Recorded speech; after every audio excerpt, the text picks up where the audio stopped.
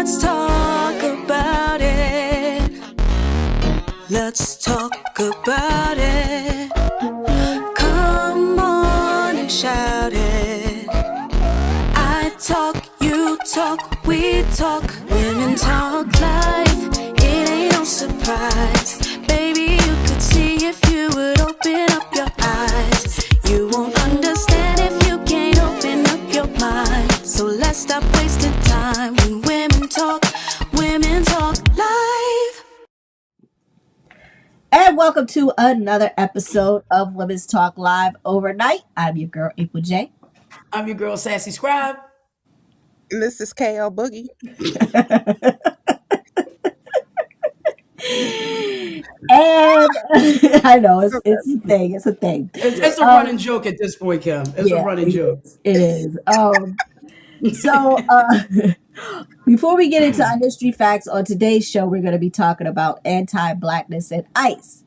And the reason we're doing the show, I know we did this last week, but the reason why we're doing this show is because of the recent events that have been happening in Minneapolis and just some of the just craziness and foolishness and resulting in a killing of a white woman.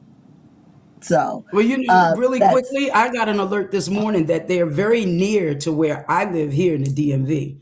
So there was an alert put out on the neighborhood app of where they're sharing the locations of ICE throughout that app. And some people are for it and some people are against it. But I'm not shocked.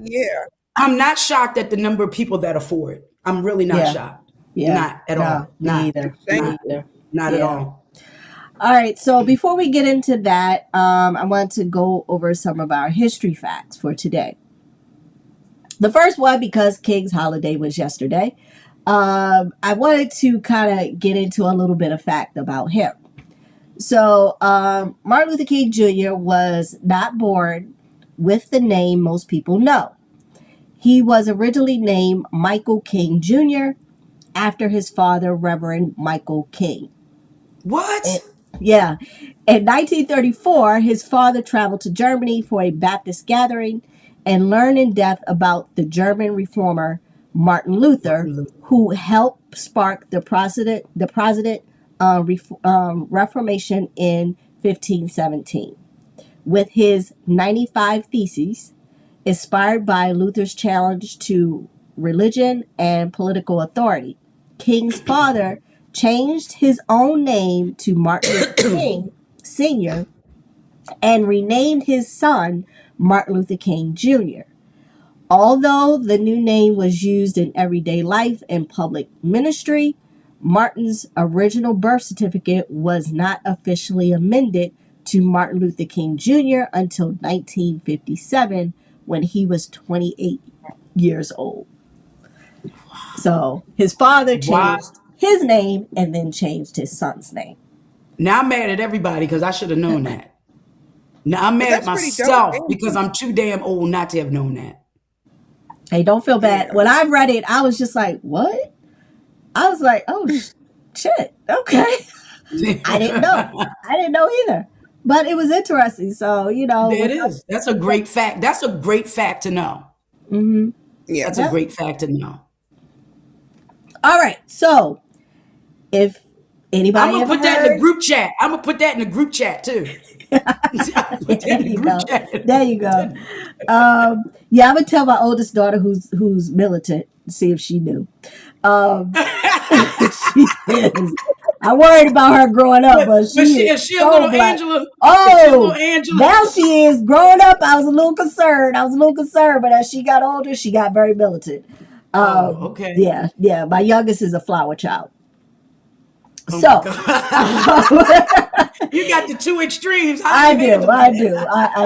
All right. So have you ever heard of Saint Monday? Back in 18th and 19th century Britain, workers often treated Monday as an unofficial holiday. After a lively Sunday of rest and often heavy drinking, many simply did not show up for work on Monday, jokingly calling it Saint Monday, as if it was a holy day. The custom became so widespread that it disrupted the early industrial revolution, strict factory schedule to curb absenteeism, absent for employees who were absent.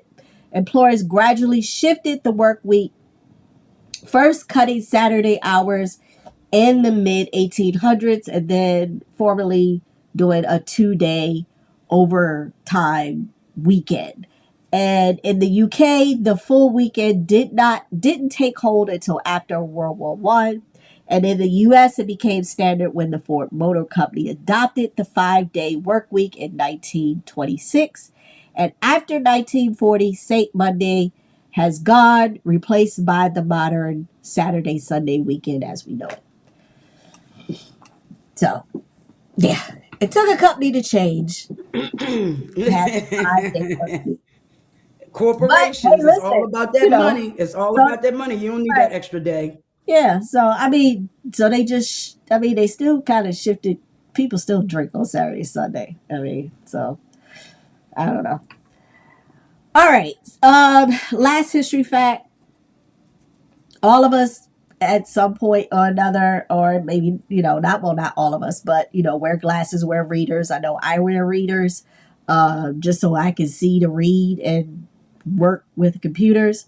But the first eyeglasses appeared near Pisa, Italy around 1286, crafted by unknown artisan who joined two glass lenses in a simple wooden or bone frame.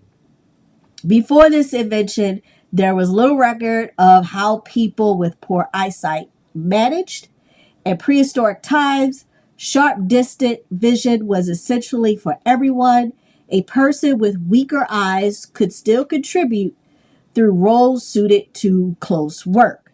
As society advanced, nearsightedness even became an asset.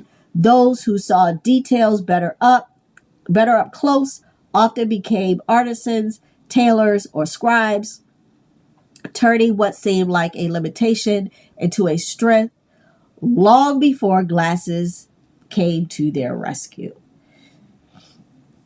I know I'm nearsighted, but I still need readers to read. But I can't, what is it? I can't see up close, but I can see kind of far. Then you're farsighted. Okay. You farsighted. Farsighted. Because I thought it was backwards. If you could see up close, you were You're farsighted, nearsighted. but if you could see distance, you were nearsighted. And I never understood that because I can't No, see. like nearsighted. That's Nearsighted is if you can see things up close. if you nearsighted, you see what's near. Yeah. If you're farsighted, you see what's away. Yeah. I can't So see I'm far. farsighted. Yeah, I can't see far. But But I say I got a distance. Now, don't get me wrong. Yeah. It's levels to it. So sometimes I can't even see the words on the TV. You know Right. what's funny? My son just mentioned the fact that he said, you don't read as much as you used to. And I was like, that's because when I read, like sometimes like the words, I can't see them, or I start getting a headache because I'm holding the book too close, or, so on and so forth. You're going to have And I to was start like, getting large he print started, books.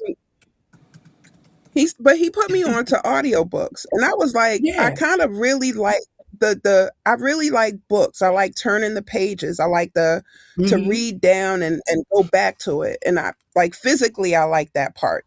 So I was like, yeah, okay. So I would get readers, but then like the pressure points and stuff would hurt my head. So yeah, I think the large font, like a Kindle type of thing, would be best. But yeah, But I really don't enjoy reading as much as I used to, which is yeah, scary because I if you used to don't read a read, lot, and I want to get back into it, but with everything going on, sometimes I don't have a chance to really sit down and read a book. Like my oldest daughter, she's an avid book reader, and she tends to read probably about and within a month, she probably reads like 5 to 10 books. And these ain't wow. small, yeah, and she has a whole bookshelf, but she's always been an avid reader because, when they were growing up, I would read to them. And oftentimes once they started reading, I would have them read the book. But I do Me want to too. get back into reading because I used to sit for hours and just read. And that was like relaxing. And I said, I really need April, to when get was the back last time you was able to sit for hours? I read to every night work. before. Nope. I read every night before I go to bed. It's something. It grounds my mind. It centers me and it takes me someplace else. That's why I used to. What was that thing when we were growing up? Remember on Saturday morning TV?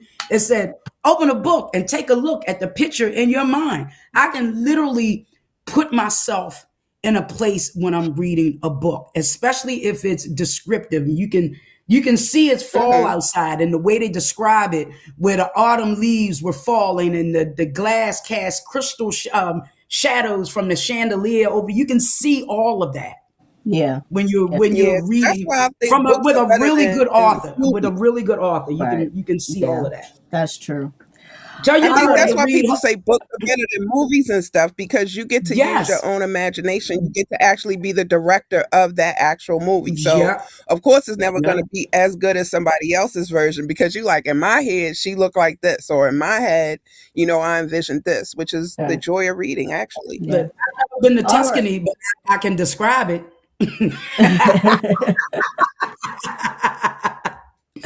All right, All yeah, let's get right. started. All right. So, in today's show, we're talking again about ICE. And this sparked because there was a young lady by the name of Renee Nicole Good. She was fatally shot by ICE. The agent was Jonathan Ross.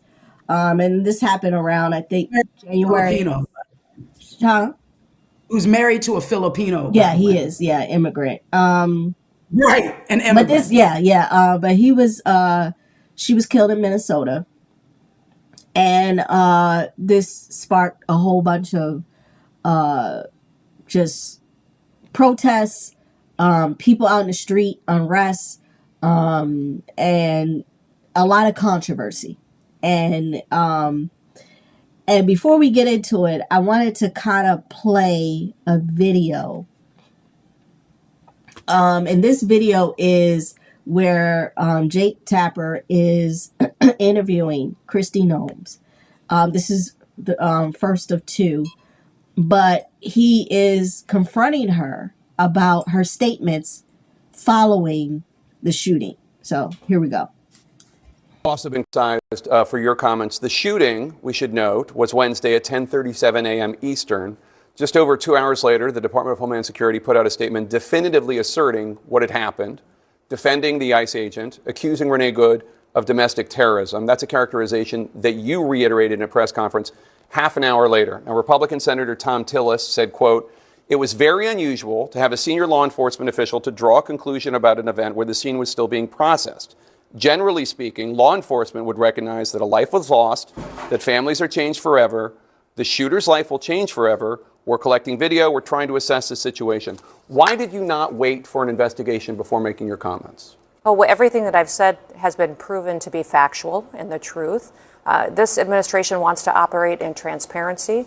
I have the responsibility as the Secretary of Homeland Security to know this information as soon as possible. Had just been in Minneapolis the day before, had already had conversations with officers on the ground and supervisors, and knew the facts, and decided that the department and the people of this country deserve to know the truth of the situation of what had unfolded in Minneapolis. But with all due respect, Secretary, the first thing you said was, quote, "What happened was our ICE officers were out in an enforcement action. They got stuck in the snow." Correct. Because of the adverse weather that is in Minneapolis. They were attempting to push out their vehicle, and a woman attacked them and those surrounding them and attempted to run them over and rammed them with her vehicle. That's not what happened. We Yes, all it saw is. what happened. It absolutely is what happened. Those officers had been out in enforcement action. A vehicle had been stuck. They had come to help get that vehicle out. That's when this individual started blocking traffic for minutes and minutes. You said that the before woman this attacked them and surrounded them and attempted to run them over and ram them with her vehicle.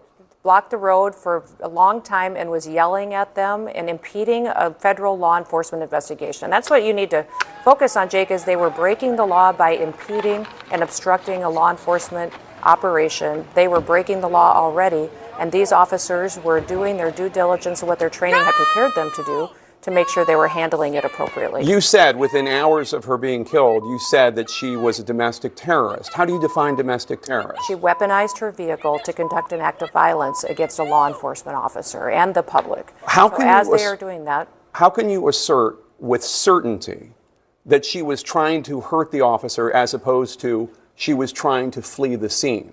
if you look at what the definition of domestic terrorism is, it completely fits the situation on the ground. This individual, as you saw in the video that we released just 48 hours after this incident, showed that this officer was hit by her vehicle, she weaponized it, and he defended his life and those colleagues around him and the public. The question is, I don't doubt, my position is, I wasn't there, I didn't see it. Some people say that it clearly showed that she was trying to hit him and did. Some people say, no, she was clearly trying to move her car and flee and get away. I don't know. What I'm saying is, how do you know? How can you assert for a fact within hours, before any investigation, this is what happened? The facts of the situation are that the vehicle was weaponized and it attacked the law enforcement officer. He defended himself and he defended those individuals around him. That is the definition. When there is something that is weaponized to use against the public and law enforcement, that is an act of domestic terrorism. It happened in our shores. It happened here in our country. You don't get to change the facts just because you don't like them. We will continue to look at this individual and what her motivations were. We know that there was, throughout that morning, she had harassed and impeded law enforcement operations. That raises the suspicion level with all of these law enforcement officers as far as paying attention to what her capacity is. And as you see on the videos, and they've proven out, that this law enforcement officer took the action that his training prepared him for, and he worked to make sure that he could save his own life and those around him. How can you assert that there's no ambiguity in this before any investigation has taken place? I had just been in Minneapolis and had been with those officers, had seen what they were facing on the streets every day, and had talked to their supervisors as soon as the incident happened and had gotten the facts and seen videos before I ever went to talk at that press conference. And the Trump administration and President Trump is the most transparent and open government that we've ever had. Give the public the information, give them what they need to know about a situation so they can have the truth as soon as possible. So if this agents were perfectly fine, if everything he did was accurate, does that mean that other ICE agents should He look wasn't at what... perfectly fine. He was injured. He went to the hospital. No, He his was actions treated. were fine. I didn't say... In fact, I think a lot of people and guests, and even you yourself, called this situation something very different and untruthful about what it was, as far as... What did I say that was untruthful? That this was not a correct definition of what was happening on the ground. I said that your description, they were attempting to push out their vehicle and a woman attacked them and those surrounding them and attempted to run them over and ram them with her vehicle, is not what we see on the videotape, and it's not. It absolutely is the facts of what happened on the ground that day. They were there pushing out a vehicle earlier. They had helped each other. But that's not what you said. That's not what you said. Yes, they were pushing out a vehicle. Absolutely what I said. There's not one thing. We all seen the video. I don't need to relitigate it. We've all seen the video. She is blocking the street. They approach her. You haven't seen the video of the entire morning and the previous encounters with this individual. Oh, we have aired it.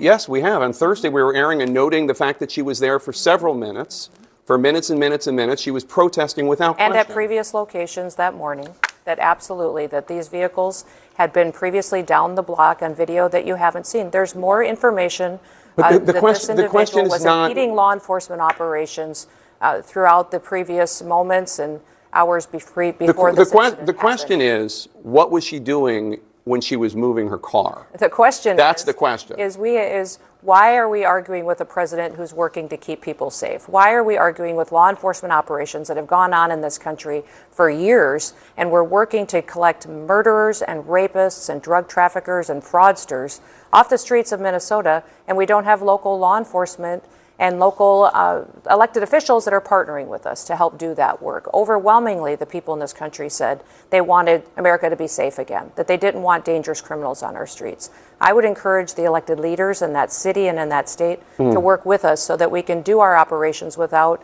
the kind of opposition and people that are conducting and perpetuating the kind of violent rhetoric that we're seeing today. This bitch is off her fucking, I mean, literally... Right. The thing of it is, they have really, and this is where the Republicans are really struggling, because they said the quiet part out loud. It's not a trans person, it's not a gay person, it's not a black person, it's not an immigrant. So it's a white woman. So they're finding it harder to spin the narrative that she was a bad person, that she was an agitator. So they have to go after her character and it's not sticking. So now they're really scrambling, which is why this bitch goes on Jake Tapper, which I'm going to say this. Jake got his own fucking problems with me because of the way he treated Biden and that fucking book he wrote and went on that book tour and trying to come back into the fold. That's another issue. But he did hold her feet to the fire, but they are so adept at that mental gymnastics of trying to gaslight people. Right. Now they're getting pushed back to the gaslighting and they really don't know how to take it. They really don't.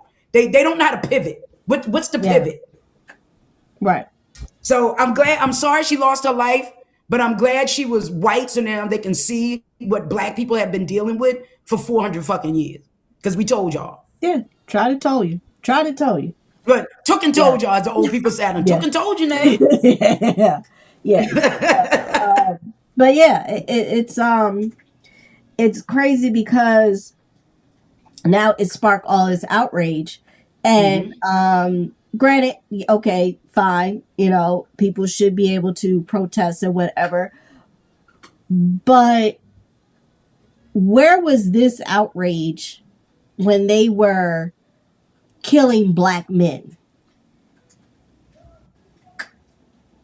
Where was this outrage that sparked the black you really want them to be because concerned that's about not black how people? the narrative of America is. America is set up to value white lives, to virginize white women, to elevate white men, and to think that people of color are beneath them and less than human.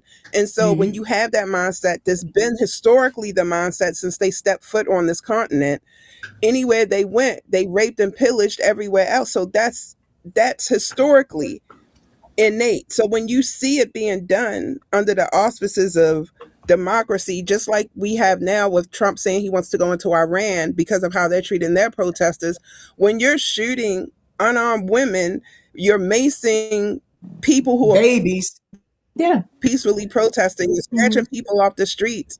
So you really don't have a leg to stand on. But the whole concept of what you just asked is based on the fact that America looks at a hierarchy and value of white lives and minimizes or nullifies in total effect those families or those people of color. Period, point blank, the end. So now when you have this woman with Kristi Noem just sitting there and just reiterating facts that are not in existence, things not facts, talking points, and she's saying them with authority, like, no, that's not it. No, that reminds me of those what they call Jedi mind tricks, where you say something enough, it becomes a fact, and it does not become a fact. And with this whole thing of AI, it's so hard to discern what's real and what's not, that they're able to get into the minds of people who really don't have any thought processes of their own, I should say, because they don't have interaction with people who aren't like them, that they're just going to believe anything. And that allows them to continue this mindset, continue this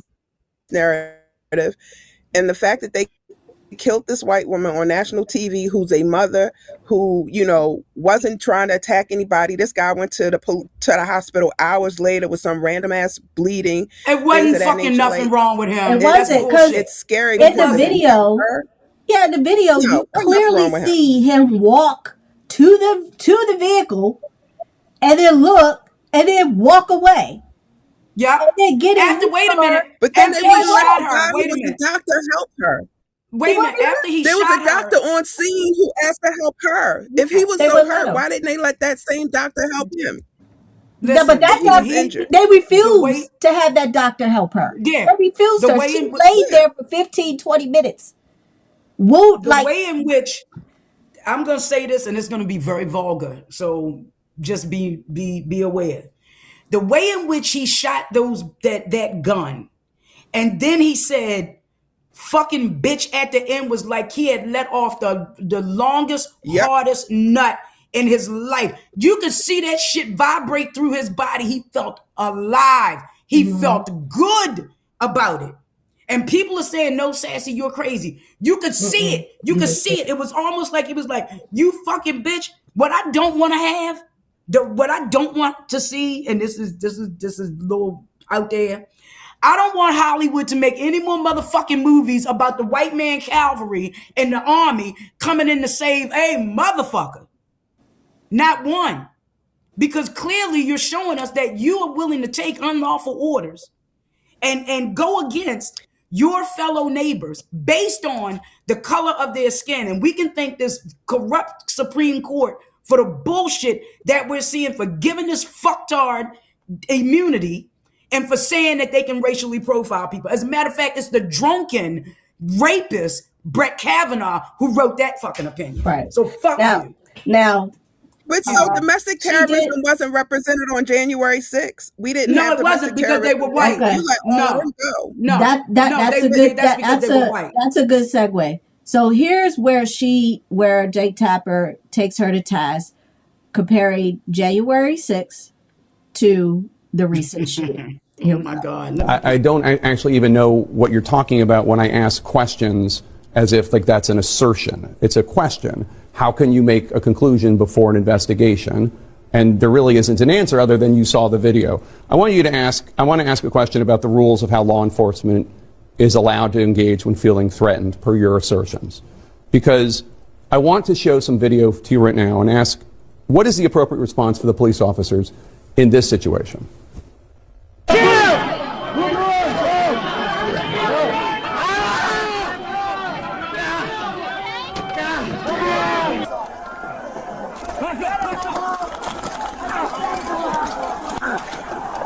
Those are law enforcement officers being physically attacked. By this standard, would any of those officers be justified in shooting and killing the people causing them physical harm?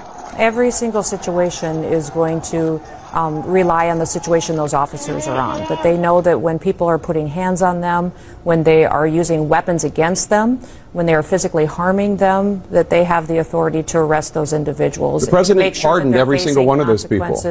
And make sure that they're getting justice for their actions going forward. President Trump pardoned every single one of those people. And every single one of these investigations comes in the full context of the situation on the ground. And that's one thing that President Trump has been so focused on, is making sure that when we're out there, we don't pick and choose which situations are and which laws are enforced and which ones aren't. Every single one of them is being enforced under the Trump administration, and the clarity of the law stands. And if people don't like it, these members of Congress and elected officials should go change the law and make sure they have that debate and policy change. I just showed you video of people attacking law enforcement officers. Undisputed proof, undisputed evidence. And I just said President Trump pardoned all of them. And you said that President Trump is enforcing all the laws equally. It's just not true. There's a different standard for law enforcement officials being attacked if they're being attacked by Trump supporters. We just saw that. Does she know? Yeah. Listen, I have a friend who is a former Capitol policeman who still to this day suffers from PTSD. And I remember telling him, I said, y'all should have shot him. He said, but who? And if you think about it, if they had shot any of them, him and his fellow officers would have been on trial for murder.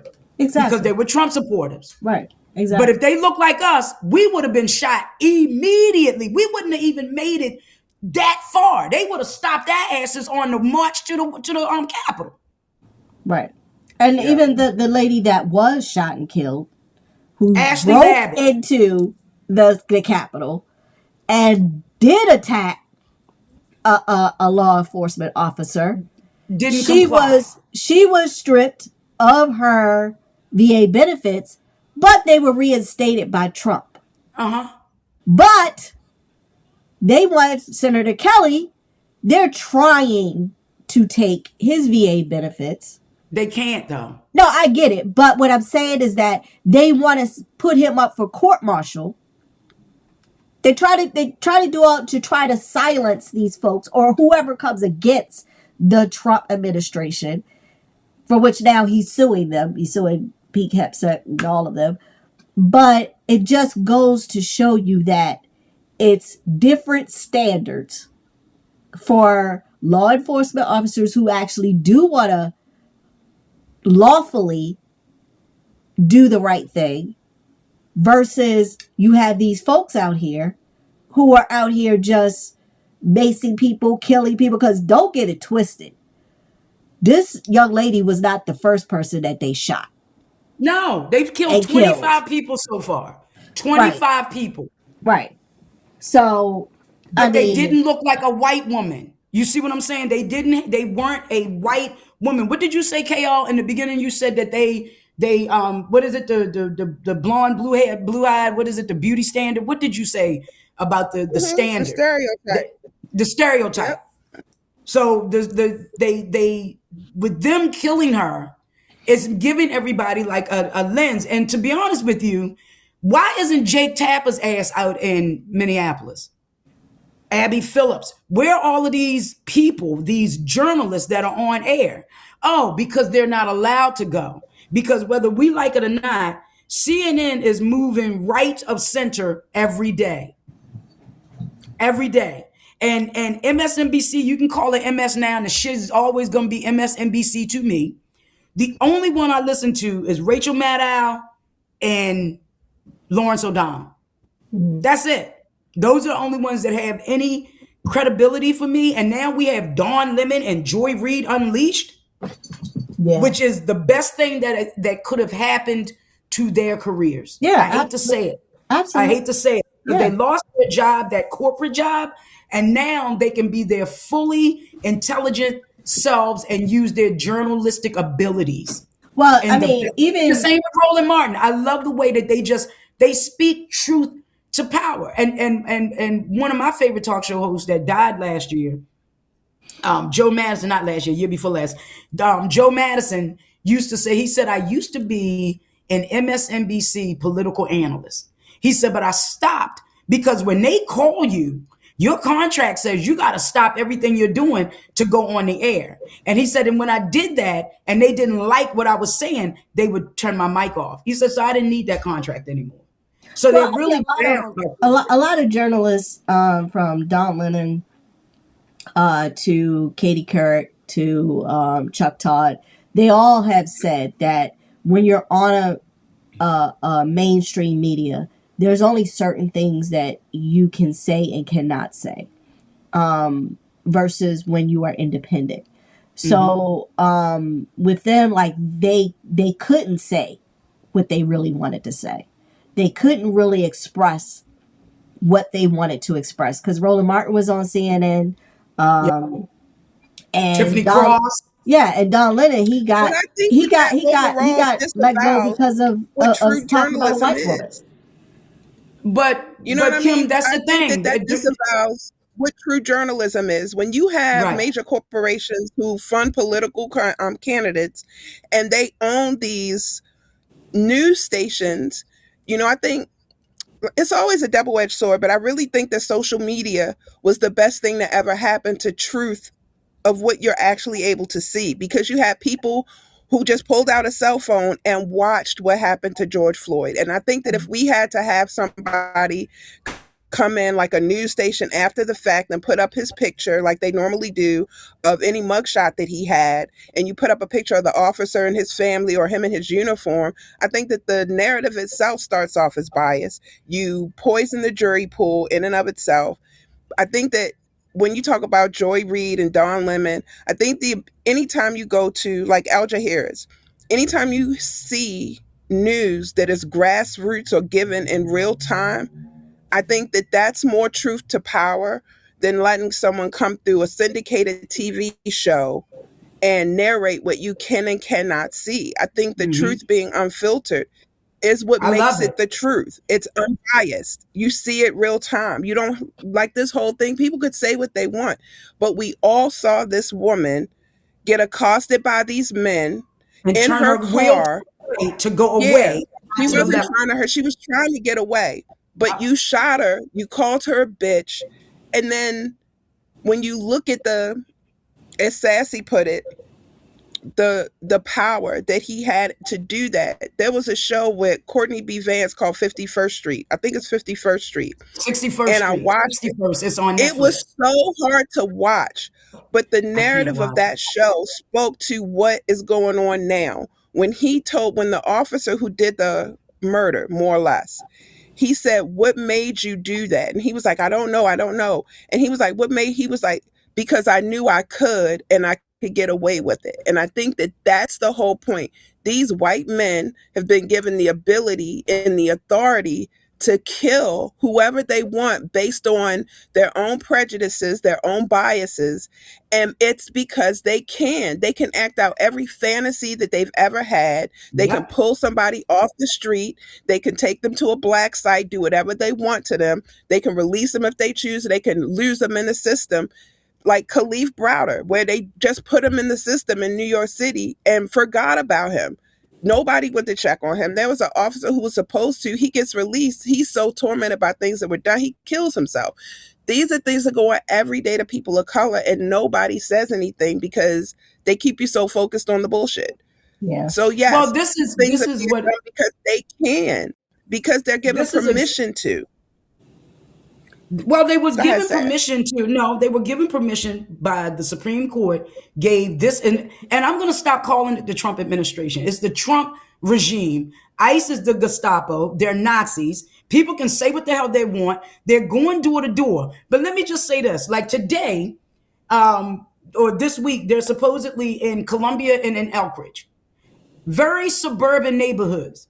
Their ass is not down at 1920 Robinwood, Bywaters. They not in Pioneer City. They not up in Park Heights. They not down on Penn and North. They not down there. They are in these white enclaves or these suburban enclaves where the neighbors are afraid to do anything. Take your ass to the hood. Yeah, go to Park In Heights. Memphis, they stole the tank.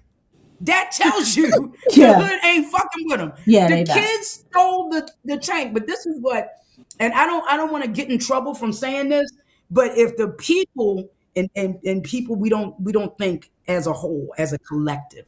We don't think as a collective. But if all of the people thought, the melanated collective, if we could all get on one accord and really stop shopping at Target, because I know a lot of us did, but in some areas, I was just in an area in Pennsylvania, the only store they had was Target and Walmart. That was it. They didn't have Ross, they didn't have Marshalls, TJ Maxx. They had Target, they had Walmart. So a lot of people in those places cannot afford to not shop at these places. And for me, I'm going to give those people a pass. But we as the melanated collective could shut all of this shit down, but we won't. And the other thing I'm going to say that's really going to get me in trouble is all of these gangs, y'all need to call an immediate national truce and get together and patrol your neighborhoods. Yeah. Red, blue, red, green, orange, whatever fucking colors you got, y'all need to put them shits down for a minute and get together and patrol your neighborhoods because they coming. The Project 2025 was all ablaze about black people. Right. Black MAGA, where your black Right. ass is at now? So, Stephen A. Smith. yes. So, Sorry. no, you're fine. Last video, there was this journalist who wanted to do a story on who these folks were hiring. And she did an experiment where she actually applied to be an ICE agent, and didn't think that she was going to be hired, but she wanted to go to see what was about, and everything. And this is what happened. Your plan was never to become an ICE agent, but just to apply for the job. What stood out to you when you went to the ICE Career Expo in Texas? Well, the expo was all I was intending to write about. And a few things just from that, it was very empty. There weren't a lot of people there. They seemed to expect a lot more people than showed up. The venue was far too big for the number of people there were. And the interview itself took about 6 minutes. I've been accused online a bit of lying by omission. And for that to have happened, they would have had to ask me more questions. They asked me questions like my name, my date of birth, how old I am. They took my resume, which was 100% accurate. And they said that I would hear back. I didn't expect to hear back because I have a very unique name. And the minute you type that name into any computer, it becomes immediately obvious that I'm not an ideal recruit. I'm a journalist.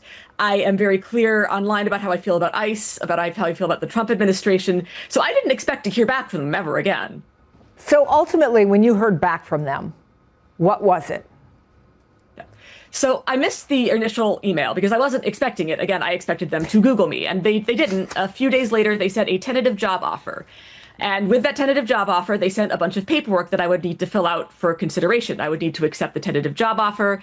I needed to fill out paperwork saying I'd never been convicted of domestic violence. I needed to fill out paperwork for background check information. I needed to sign an affidavit that I could pass the PT test, all of this stuff. None of which I did because I didn't see it. And yet, apparently the application advanced anyway, because a couple weeks later, I got an email from LabCorp saying, hey, come and take a drug test for ICE. And I was pretty sure that wasn't going to work out well. Cannabis is legal in New York State, and I had partaken of it 6 days before their test date. But, why not? I went ahead and took the test anyway. And then 9 days after I took that test, because they're supposed to call you when you fail. So I was curious, did I somehow pass this test?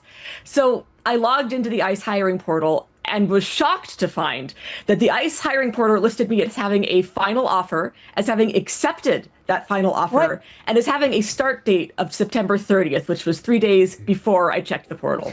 Okay, so that's different than what DHS says when they posted just now a response to your story on X. And they wrote this, quote, applicants may receive a tentative selection letter following their initial application and interview that is not a job offer. It just means they are invited to submit information for review. But what you're saying is, even though you ignored it, they were ready to hire you with a start date, whole thing? Yep. No, this is, and I went ahead and quote tweeted and replied with a video of a screen capture of what I saw when I logged into that ICE portal. What I saw was a final job offer, a start date, and a little thing that said, welcome to ICE. They can try to hide this all they want, but this was not a tentative selection letter. This was a final offer and a start date for a role as a deportation officer. And it's very funny that they hired a journalist who openly despises their program. That's funny, but what's disturbing is we don't know how many other people this happened to. It seems unlikely that it was just me. We don't know who's wearing these masks with guns in our city. We don't know if they have domestic violence convictions. We don't know if the people who are manning deportation centers, detention centers, have been convicted of sex crimes or crimes against children. These are people that will neither be believed nor missed. I mean, the more you think about it, the worse it gets. We need more people like that to infiltrate. Exactly. But I concur with her 100%. If she was able to smoke weed and or eat a gummy or drink whatever it was, if she was able to do all of that and then still pass the drug test and still get hired get hired, yes, they have domestic violence abusers, yes, they have rapists, they have murderers, they have child molesters, they have all of these people are hiding behind these masks as ICE agents. I believe that with every fiber of my being. Yes. Every fiber of my being. That's crazy. When I saw Grand that, Wizard of the KKK is in ICE. That's what I saw. That I was like, I said, you gotta be, that's unfucking believable. You gotta be kidding me. Nope.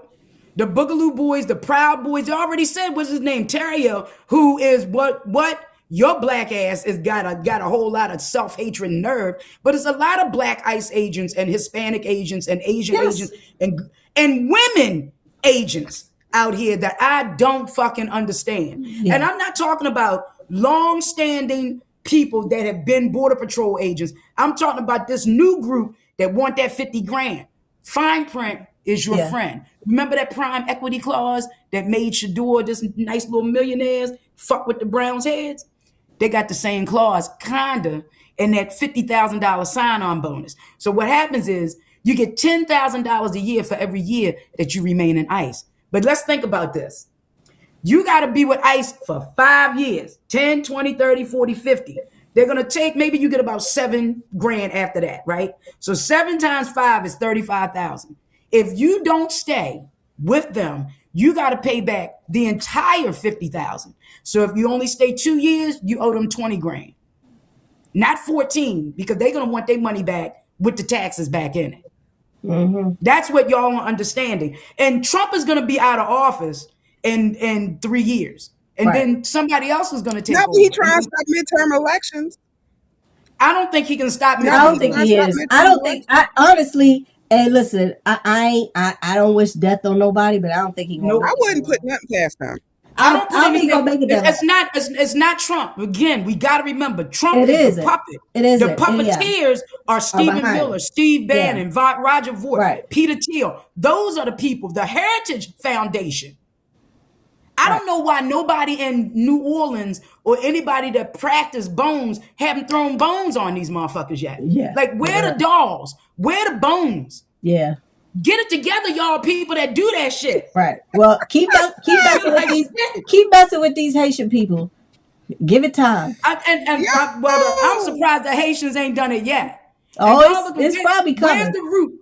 Where's the root? Right. And the black people, y'all know exactly what I'm talking about. Yeah. Voodoo, whatever. Oh, trust me. My great grandmother was a voodoo priestess, so I get it. All right. So so listen. We're gonna get into our poll from last week and our poll from this week. So last week poll, we asked you, do you agree or disagree with the tactics being used to deport or detain individuals? So 51% disagreed and 27% agreed. 27% are ignorant 20%, yeah. So 27%. Yeah. So it's probably those y'all need to watch more of our shows because y'all need to educate yourselves. How the hell you gonna have 27% agree with this bullshit that's going on? What was the statement that I read over the weekend? And it says, Trump, we don't have Trump because people voted for him. This is like the way America is because they voted for Trump. Something like that. Like, what was it? Barack Obama showed us who we aspired to be, and Trump showed us who we are. Yeah. As a people. Exactly. Fact. Yeah. As a people. Very much fact.